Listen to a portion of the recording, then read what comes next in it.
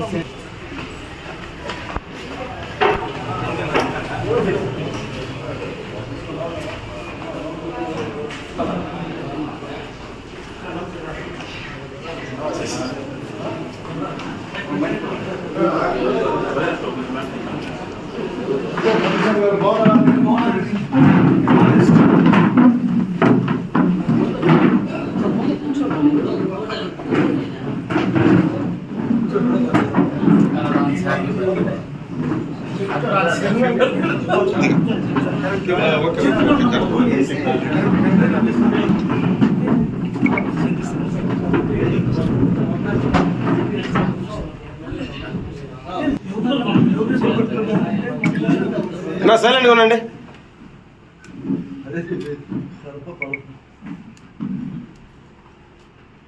నీ మాట తప్ప ఎవరు మాట కూర్చోండి, దయచేసి కూర్చోండి, ఇబ్బంది లేకుండా కూర్చోండి. సీను కూర్చోలే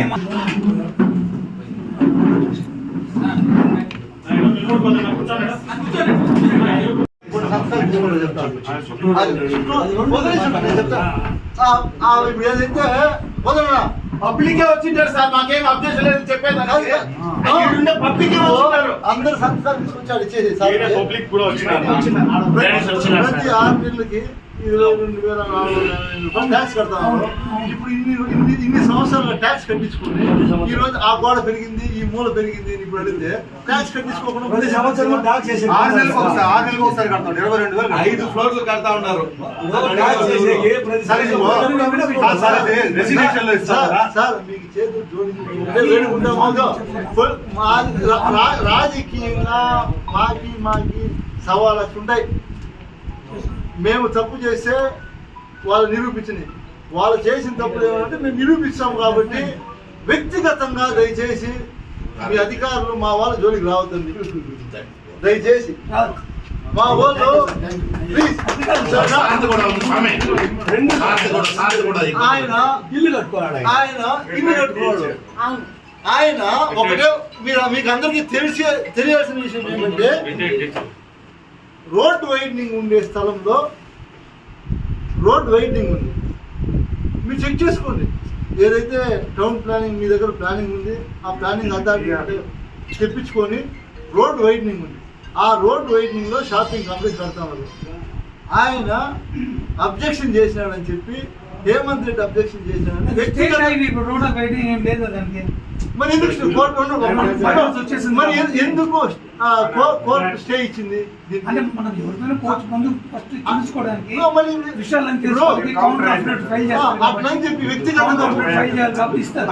వ్యక్తిగతంగా బోర్డు తప్పు. నాగమంగళం నుంచి గంటాపూర్ వరకు ఇప్పుడు ఏం ముందు వైలేషన్ ఉంది, అందరితో చెప్తున్నారు కదా అడిగాము. మీరు ఇప్పుడు చెప్పారు కదా ఓవరాల్ గా చెప్తున్నారు. ఓవరాల్ గా మనం కన్సిడర్ చేయకూడదు. ఎప్పటికీ వాళ్ళు చెప్పింది ఇప్పుడు వైడింగ్ లేదు అని చెప్పారు. వైడింగ్ లేకపోతే 100 మీటర్ రోడ్ అనేది కన్ఫర్మ్. ప్రజాధనాన్ని మనకి అవకాశం వచ్చినప్పుడు దుర్వినియోగం చేయకూడదు అనేది మా ఆలోచన. ప్రజాధనం కదా అది. రేపు కట్టేస్తారు, కట్టిన తర్వాత రోడ్డు కొట్టాలంటే మళ్ళీ కొట్టేస్తారు. అంటే డబ్బులు ప్రజలదే, పాల్గొంటేది మళ్ళీ నష్టం జరిగేది ప్రజలకే కదా. కాబట్టి మేము ఇంకా ప్రజలకు మంచి జరగాలని ఆలోచిస్తున్నాం తప్ప ఎక్కడా ప్రజలకు చెడ్డ జరగాలని ఆలోచించలేదు. అలాంటి ఆయనకి ఇప్పుడు ఈయనకి ఎవరైతే యాక్టివ్గా ఉన్నారో వాళ్ళ మీద వాళ్ళు ఏమీ చేయలేక మీ చేతి కట్టించి మీ మీద యుద్ధం చేయమంటారు వాళ్ళు.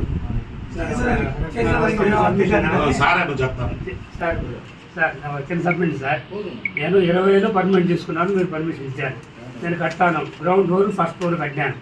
మన మేడం గారు కూడాను 10 సార్లు ఇన్స్టిట్యూట్ చేశారు. మళ్ళీ ఇంజనీర్ వచ్చినాడు, విశ్రాంత్ ఇంజనీర్ వచ్చినారు, ఇచ్చేసి అన్నీ ఇతరులు అయిపోయింది. 21 జూలైలో పైన ఒక రూమ్ వేయాలంటే ప్లాన్ చేసినాను. అప్పుడు కూడా మేడం వచ్చి మీరు పర్మిట్ వేస్తా ఉన్నారంటే అప్పటికప్పుడు పర్మిట్కి అప్లై చేసి 15,000 రూపాయలు డబ్బు కట్టి పర్మిట్ ఇస్తున్నారు. అది 21 జూలైలో. 21 నవంబర్లో గ్రూప్ ప్రొవైడ్ చేసినాను. చేసిన తర్వాత మన వాళ్ళు రాకపోతే నేనే అప్లికేషన్ పెట్టి మాకు ట్యాక్స్ ఫిక్స్ చేయడానికి మన ఆఫీస్ పెట్టినాను. ట్యాక్స్ ఫిక్స్ చేసినాను. అప్పుడు కూడా ఏం చేసినంటే ఇన్సూరెన్స్ ట్యాక్స్ అనేటప్పుడు ఫైనాన్స్ కూడా 3,000 రూపాయలు నాకు వేసినాను. అదే సార్ వేసినాను 3,000 రూపాయలు. ఆ రోజు నుంచి మీ రికార్డ్స్ పరిశీలన చేయండి. నేను ఎందుకంటే యాజ్ ఎంప్లాయీగా రిటైర్డ్ 30 years. ఒక నిమిషం సార్, నేను ఎంత సర్వీస్ చేసాను టీచర్లకి ఎంప్లాయీస్కి ఇచ్చేది మీకు తెలుసు. మీకు నేను చెప్పాను మొన్న నేను ఈ మధ్యగా వచ్చాను సార్, నేను ఫలానా అని చెప్పినాను. నేను ఎంత కావాలి ఎవ్రీ ఇయర్ 30వ తేదీ లాస్ట్ డేట్ అంటే ఏప్రిల్లో నేను ఖచ్చితంగా ప్రతిసారి కట్టాను. 22,000 రూపాయలు నేను ట్యాక్స్ కట్టాను. మీరు రోడ్లకు రండి ఒకసారి, ఆ రోడ్లకు రండి. ఆ రోడ్లకు నా ఇల్లు రోడ్లకు ఒక ఇంచి ఒక అడుగు వచ్చిందనంటే కూడాను నేను దాని బాధ్యత. మీరు సర్వే చేయండి, ఎన్ని ఇంటి రోడ్లకు వచ్చినాయి, ఎన్ని వెనకాలు ఉన్నాయి, ఎంత ఉన్నాయి చూడండి. అక్కడ వీడు నాకు అనవసరంగా ఇప్పుడు నేను ఎక్కడైనా ఒకవేళ పార్టీలు పాల్గొంటా ఉంటాం, చేస్తా ఉంటాం, ఇది చేస్తానంటే మా మిస్సెస్ పెడితే ఉండే ఇంటికి మీరు నోటీస్ ఇచ్చినారు, మేము ఎక్స్ప్లెయిన్ ఇచ్చినాము. దయచేసి మీరు ఎందుకనంటే కామన్ మేము అందరూ పడుకోలేదు, అందరికీ అయితే ఇప్పుడు బజార్ విద్య కొట్టాలని చెప్పి నేను అన్న ప్రకారం చూసుకొని సార్ మాది చిన్న విన్నపం సార్. మీరు ఆ ఇంట్లో కొట్టాలంటే మేము అబ్జెక్ట్ చేయము. మీరు ఆ లాస్ట్ నుంచి కొట్టుకోరాలి, ఈ లాస్ట్ నుంచి కొట్టుకోరాలి. వీళ్ళదే కొడతామంటే మేము కొట్టని, ఇది మాత్రం గుర్తుపెట్టుకోండి.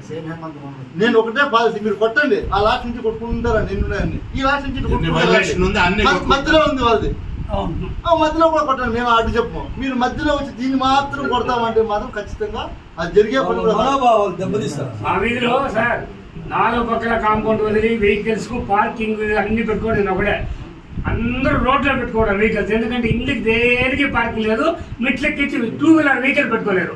నేను అవన్నీ కాకుండా మన దీని ప్రకారం 4 పక్కల వదిలేసి ఇల్లు కట్టుకున్నాను. మరి నిన్న కూడా సార్ సర్వే వాళ్ళు వచ్చినారు. నాది 20,144 సైట్ సౌజన్య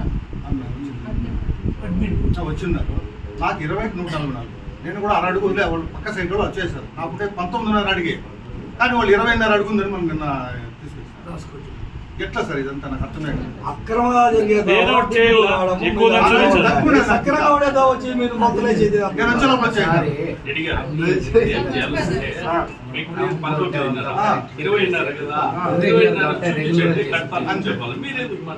చెప్పాలి కదా, చెప్తాం. హైదరాబాద్ లో హైదరాబాద్ పొలం వాస్తవానికి మీ రూల్స్ ప్రకారం పోతే మేము వచ్చిన విషయం మా నౌషాద్ పోయి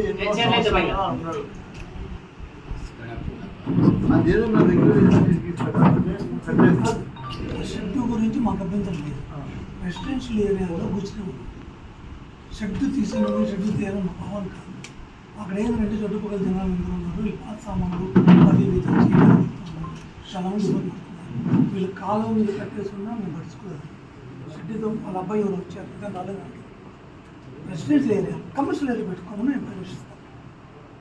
అన్ని చుట్టుపక్కల అన్నీ ఇల్లు కమర్షియల్ ఎక్కడ పెట్టుకున్నా పర్మిషన్ ఇస్తాను, ఇబ్బంది లేదు.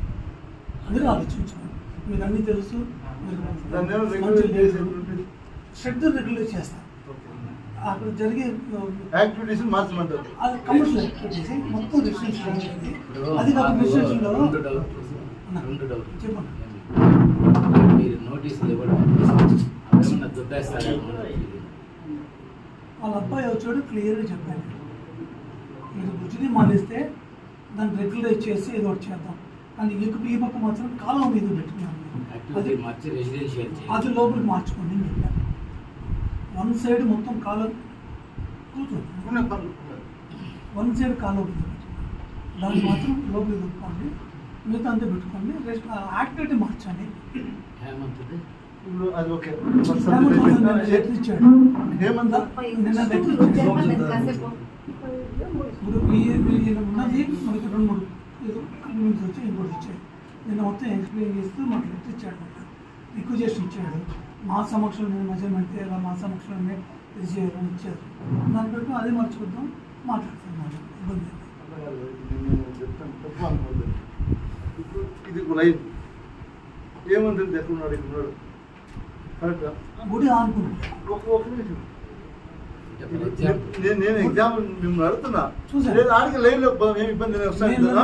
నేను స్పాట్ లోకి వచ్చి వెరిఫై చేసి ఇది ఏమంటుంది బిల్డింగ్ అనుకోండి, ఇది XYZ పక్కన బిల్డింగ్ ఉందా లేదా, ఇప్పుడు ఖాళీ సార్, ఈ పక్క ఉందా లేదా, ఆ పక్క ఏం లేదు, రెండు పక్కల ఖాళీ సార్. ఒకటి ఖాళీ జాగా ఉంది, దాని పక్కన ఒక పక్కన ఉన్నాయి కదా, దాని పక్కన. దాని పక్కన ఉన్నాయి కదా, వాటికి నోటీస్ ఇవ్వకుండా ఆయనకి మాత్రమే ఎందుకు నోటీస్ ఇచ్చారు? పక్కనే అది కాదు. వాళ్ళు అయితే అదేంటంటే రెసిడెన్షియల్ నుంచి కమర్షియల్ మార్చారు. రెసిడెన్షియల్ అప్రూవల్ తీసుకొని కమర్షియల్ మార్చారు. మీరు పలమనేరు పట్టణంలో 95% ఇదే కల్చర్ ఉంటుంది, ఇట్లే ఉంటుంది ఇక్కడ.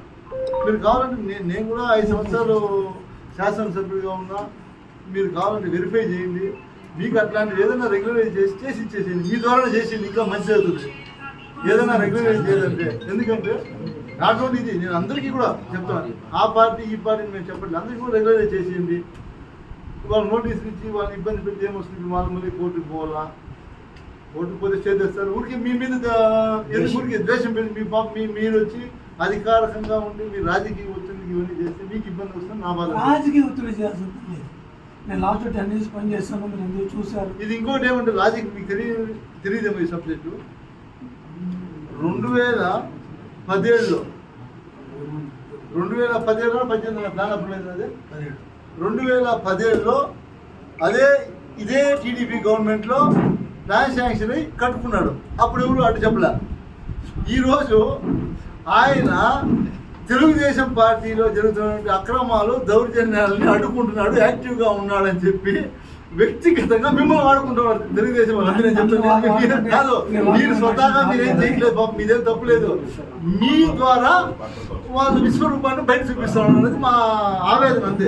ఇప్పుడు మేఘం గతంలో పూనూరు కానీ మళ్ళీ ఆటకు చేశారు. మామూలు ఏదైతే చెప్తాడు సార్ ఒక్క నిమిషం సార్. హేమంత్ కుమార్ రెడ్డి రెసిడెన్షియల్ నుంచి కమర్షియల్గా మార్చుకున్నాడు బిల్డింగ్. మీరు నోటీస్ ఏమి ఇవ్వాలి సార్? మీరు నోటీస్ ఏమి ఇవ్వాలి? అదే ఇచ్చాము. ఏమి ఇచ్చారు? డీవియేషన్ ఇచ్చారు కానీ డీవియేషన్ లో పక్కలో 3 feet ఈ పక్క, ఆ పక్క 3 feet, 2 feet లేదనేసి నోటీస్ ఇచ్చారు. నోటీస్ లో ఎక్కడ గానీ మీరు రెసిడెన్షియల్ నుంచి కమర్షియల్ గా మార్చుకోలేదని చెప్పారు. ఫస్ట్ నోటీస్ ఇచ్చారు, కొట్టాలని అట్లీస్ట్ సార్ మీరు మార్చుకోమండి. ఇప్పుడు రెసిడెన్షియల్ గా ఇచ్చారు, రెసిడెన్స్ గా ప్లాన్ అప్రూవల్ తీసుకున్నాడు, ఆయన కమర్షియల్ గా మార్చుకున్నాడు.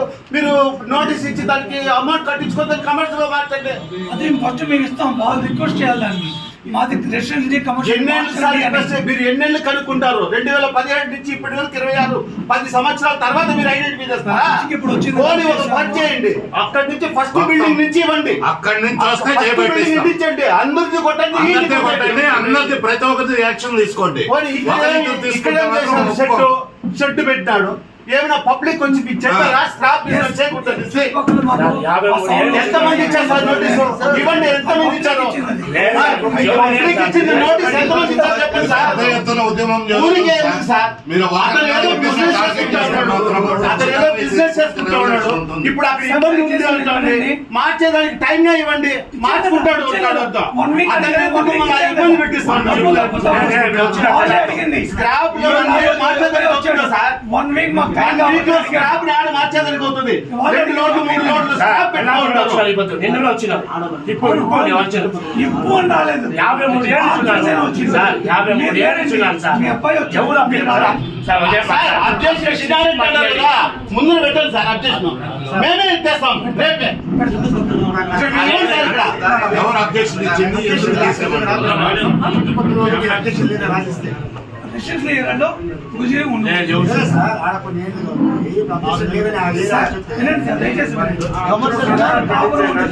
ఒకటే అన్ని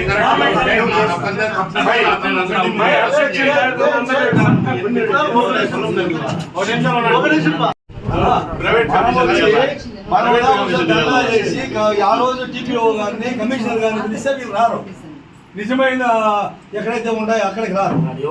మీరు ఎవరైతే నిజంగా కట్టుకోరో వాళ్ళ దగ్గర పరిగెత్తారు. ఎక్కడెక్కడ వైలేషన్ అయిందో అన్నిటిపైన యాక్షన్ వాడు తీసుకోవాలి. గంగమ్మ అప్పుడు స్టేట్ వారి తరఫు నుంచి మేము సరైన నాలుగు ఫోర్ అంతేగాని కేవలం ఒకరిద్దరిని టార్గెట్ చేస్తే మాత్రం ఖచ్చితంగా దీనిపైన ఉద్యమిస్తాం అంతే.